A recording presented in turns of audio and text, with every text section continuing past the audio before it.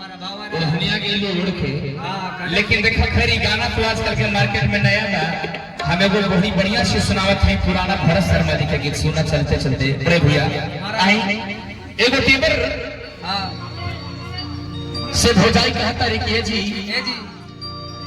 ये हमरा कुछ ऐसा अंदाज लगता अनहार लगता धोधो लगता। हाँ ऐसे बेचारी कहे लिखा कि जे हम जनती पिया परदेश गई है भूल के न नहीं हर तेज ससुरा में यही थी।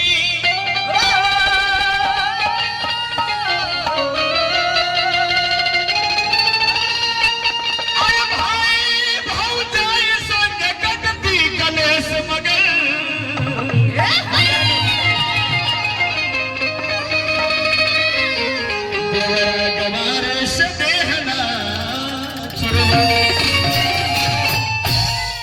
बड़े पुराने गीत लगल बाबू।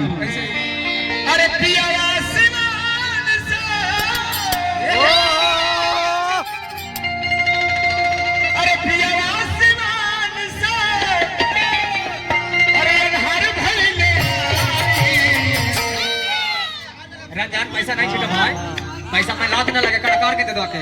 देखी पैसा में लात न लगे। गाजर लगौला के मोल ना बाबू आंख मटकौला के मोल बा। हां कुछ बना के बोला बताबा आजकल के भोजपुरी गीत में हां और राजनीति में बड़ी बदलाव हो गए। वो कैसे बाबू हां कैसे बड़ी तरह के बात हो गई।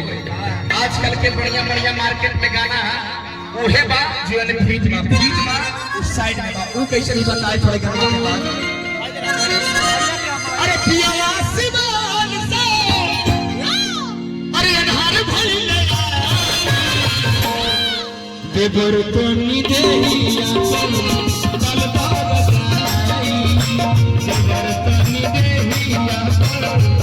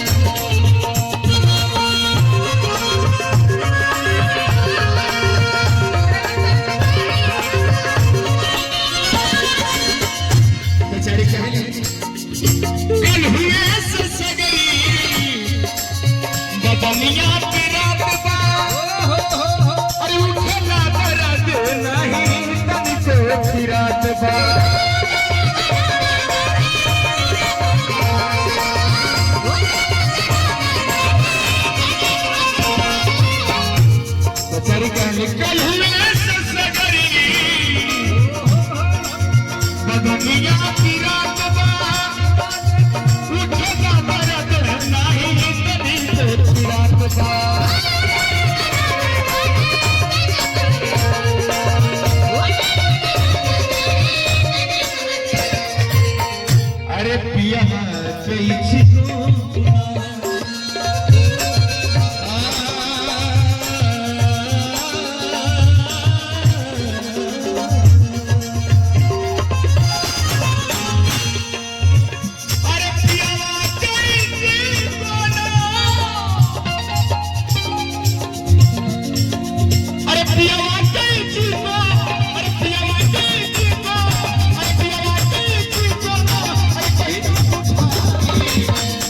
देवर तो नी देहिया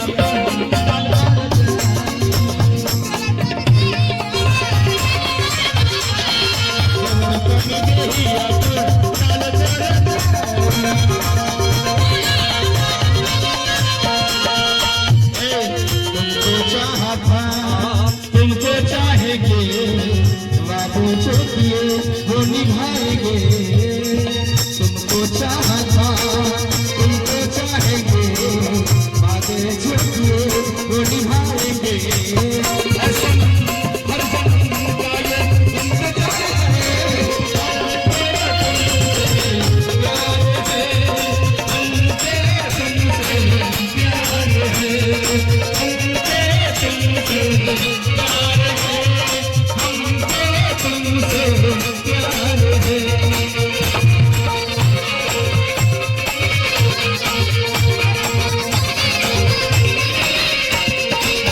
लेकिन बेचारी कहली लास्ट में अरे पूछो आराम मिली दिखावा क्या दिखावे के बाद अरे पूछो आराम मिली अरे पास तनी आईता अरे जरा पाड़ा लागे तनी हम तो न बैता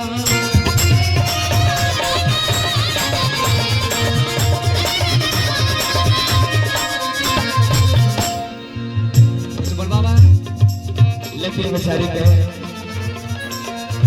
अरे हमके अकेले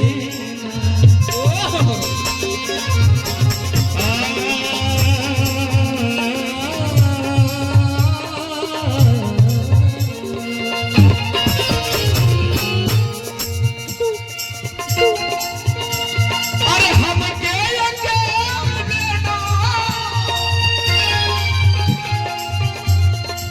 अरे हमके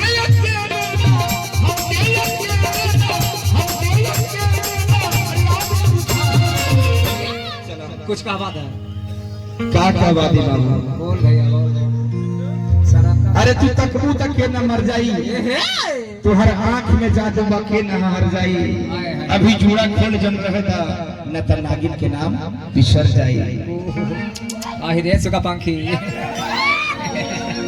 अरे अरे पियावा सिवान से अरे हर भइले बचा के निचला फटम ना काशी बाबू दरिया दरिया दरी नहीं फटेगा बड़ी मजबूत है अरे देवर तो नि देहिया